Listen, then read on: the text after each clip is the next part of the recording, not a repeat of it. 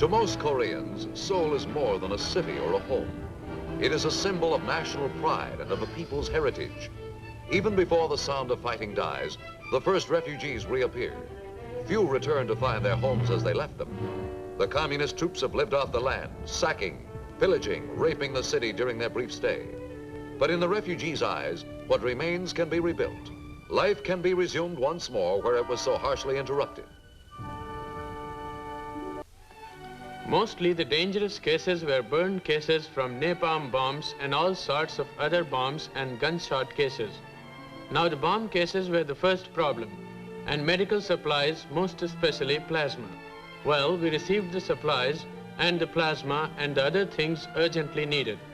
I and my staff and all the doctors and nurses in the city worked morning to night, and I can say now I'm very, very happy and proud too of the success we had in saving so many lives. To keep Seoul itself alive meant reopening the highways, rebuilding the bridges. No field army in history undertook a bigger civil assistance mission than the United States 8th Army. Our policy is to help the Koreans to help themselves. First of all, to get heavy equipment into the city, we had to put the railroads back to work. Trolley transportation got a high priority. The Chinese used the tracks to place mines alongside of so that the detectors, the mine detectors, could not pick up the mines. In some cases, these mines exploded, and in other cases, tracks were hit by fragments of shell fire. So a great deal of track had to be replaced. So now we've replaced just about all the existing trolley lines. Like any large city, Seoul has its downtown business center, its industrial and residential sections. The trolleys are a big help in bringing workers from their homes to the dozens and dozens of construction jobs and factories that are being rebuilt. Things aren't yet back to normal, of course, but they're well underway.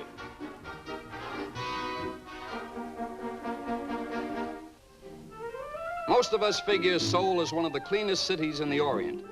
It's certainly the cleanest in Korea. Right from the start, the people started to work, rebuilding their homes and hospitals and other buildings with the same kind of determination they showed in wanting to get back to their homes in the first place. Even without modern construction equipment, they set to, and new buildings started to mushroom up almost overnight.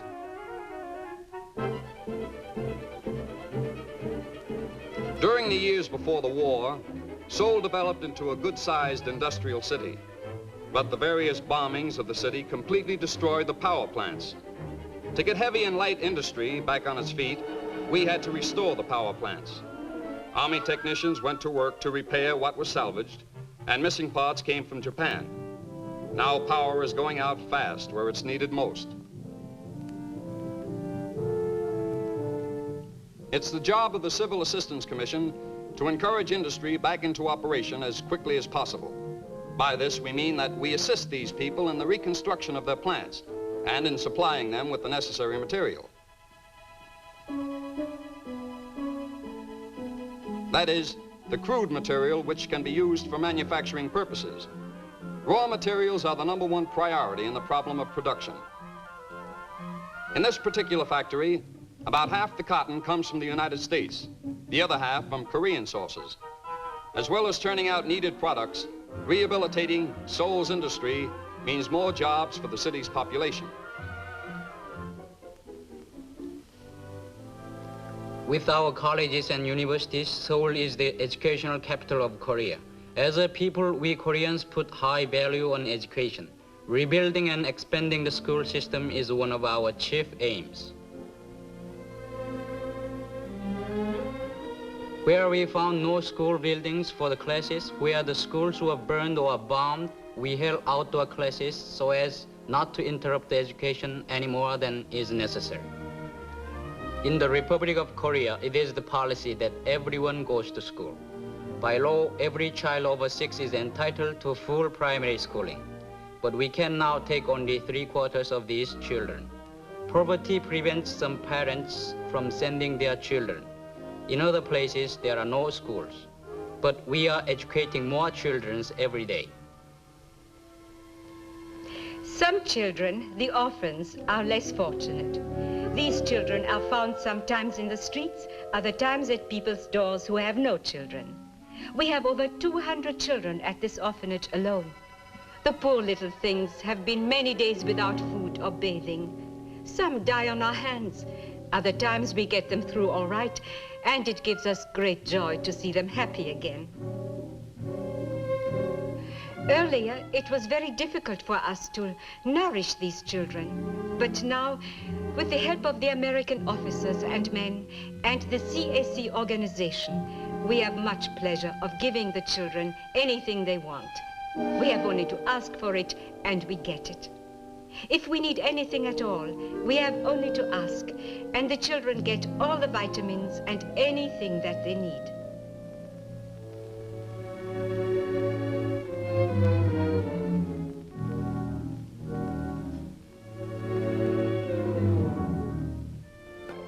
From Great Britain, Nicaragua, and Turkey come medical supplies.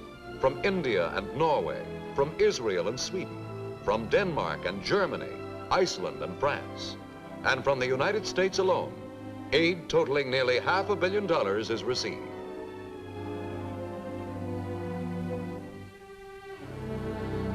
The list of public and private organizations, churches and veterans groups, private citizens and charities which have come to the aid of these victims of war is equally long.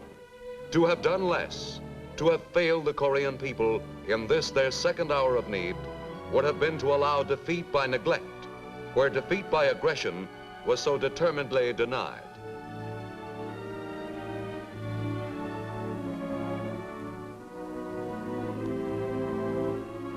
Today, from the seaports on the Yellow and Japanese seas, steady streams of urgently needed supplies pour into Seoul and other Korean villages and cities. The tools and machines of industry, the fertilizer and equipment needed to restore the land to fertility. The faster full rehabilitation is achieved, the sooner the Republic of Korea will become a strong, vigorous ally. Seoul today has regained much of its former stature among the national capitals of the world. The city is living testimony to what international cooperation for peaceful goals may accomplish. Where a few short years ago tanks rumbled, trolleys now pass calmly through the streets. Where snipers once hid, the housewives of Seoul calmly do their shopping. The rebirth of Seoul is one of mankind's truly great achievements.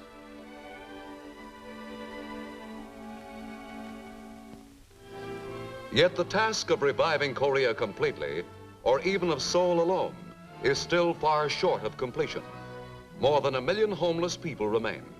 Nearly 100,000 orphans must be cared for.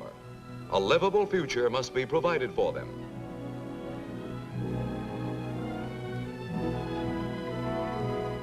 In the months since the first communist attack, the children of Korea have suffered much more than the rightful share of several lifetimes. All have met disaster as participants, not as spectators.